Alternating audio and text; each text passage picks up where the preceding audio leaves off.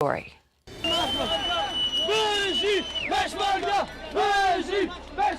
Kurdish Peshmerga troops were given a hero's send-off as they crossed the Turkish border into Syria.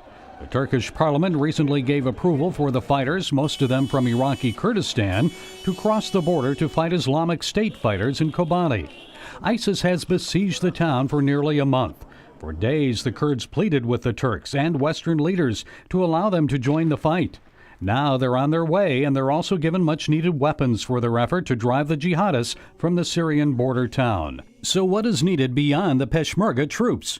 The Pentagon says airstrikes have not stopped ISIS gains.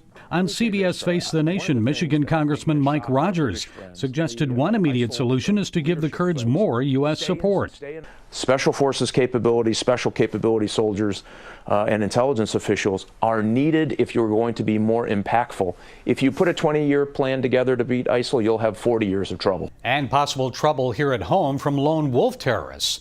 The Department of Homeland Security has taken what it terms a precautionary step to beef up security at federal buildings in major U.S. cities.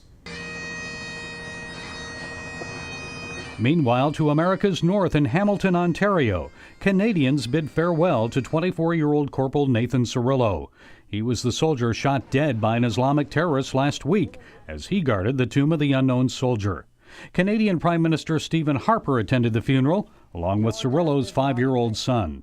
Canadians, we will persevere, taking strength from the legacy of service of Corporal Cirillo, and giving thanks all the more for the courage and dedication of all the men and women of the Canadian Armed Forces.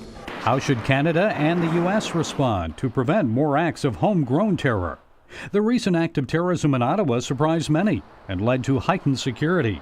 Canadian Muslim leader Raheel Raza told CBN News tough measures are now needed, including better monitoring of people coming from some Muslim countries. You know, the Australian government today said that they're going to put a stop to entry into Australia from countries that are carrying the Ebola virus. Radicalization is a virus, and it needs to be treated as such. It is a virus, so if we close off the doors from where this virus is coming, perhaps we'll be able to contain some of the homegrown stuff that we have here. Gary Lane, CBN News.